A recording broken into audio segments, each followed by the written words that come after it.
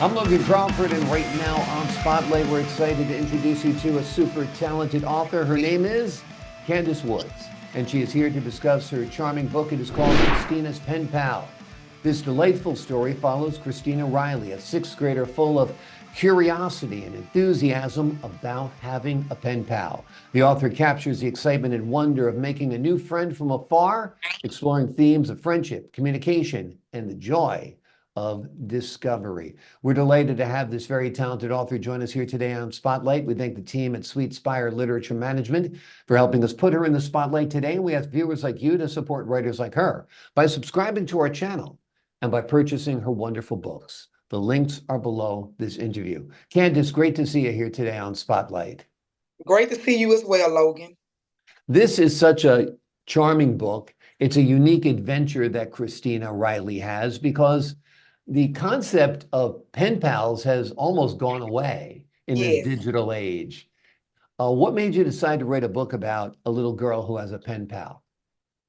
When I was a little girl, I had a pen pal friend, which we was pen pals in the same city. So it doesn't have to always be in another country or another state. It could be in the same location as well.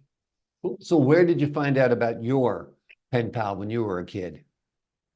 Well, one of my friends, we was best friends, and we couldn't always meet up at each other's house. So we decided to write letters, and we would exchange them. We would meet up at a certain location and exchange them, and then return back home. That's very cool. And these letters almost probably became like a diary. You were like sharing your everyday Yes, experiences with her, and she was sharing it with you. And I'd imagine on some ways you connected more deeply than if you'd seen each other. right, exactly. Yeah. Yes. Wonderful. So when did you pick up the pen and say, hey, let me write a book about a little girl named Christina Riley? Well, I actually got the idea from not the idea of the book, but the idea of to write books from a coworker. But I Mhm. used to write books when I was a little girl. I enjoyed writing, reading. I used to read books over and over. But in August of 2022 is when I first wrote Christina's Pen Pal. Okay. Let's give the folks at home an overview. Tell the folks at home what the book's about. Okay, the book focuses on Christina Riley. She's a sixth grader.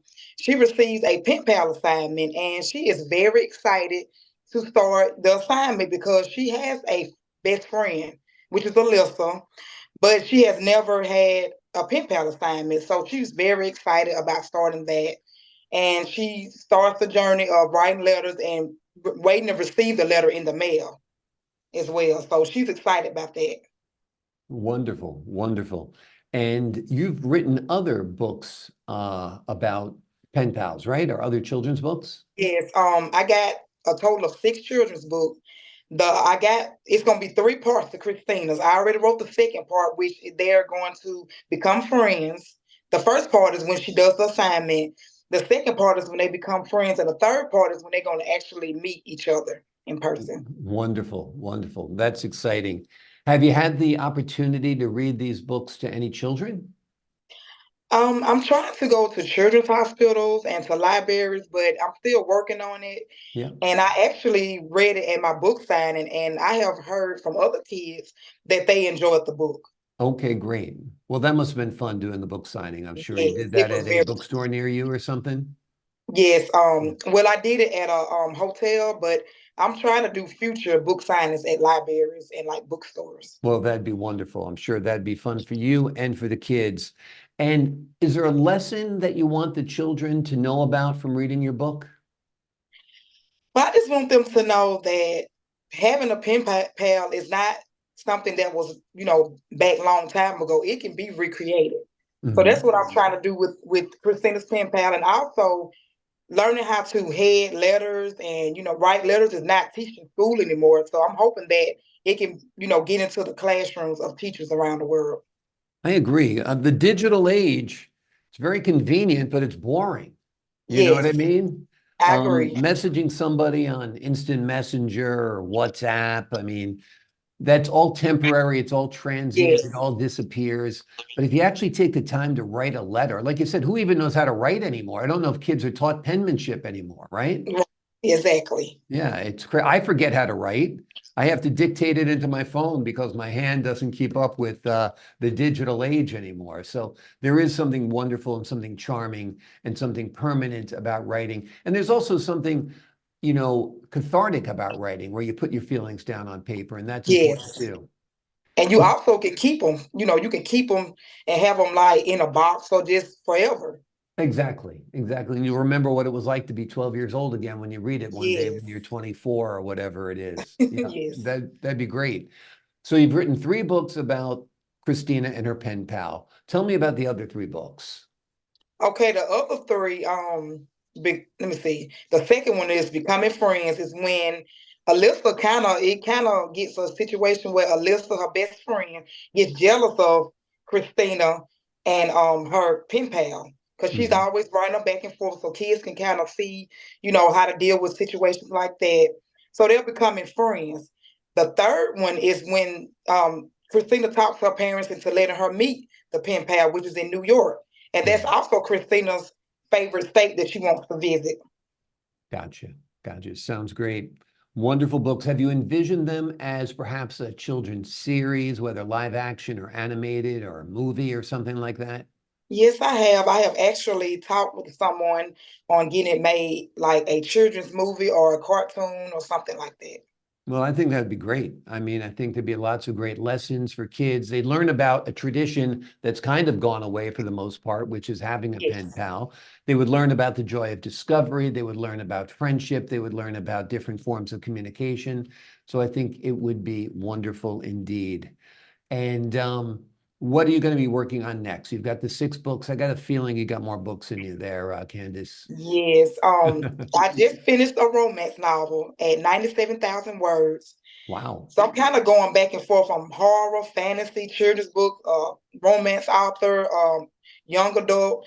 So my next project I'm working on is a Christmas like short story dealing with grieving during the holidays and helping people cope with, having to decorate. Some people may not want to celebrate Christmas, and Hmm. just let them know it can be okay if you may, the movie Christmas with the Cranks, how they skip Christmas. So I'm Yeah. dealing with that.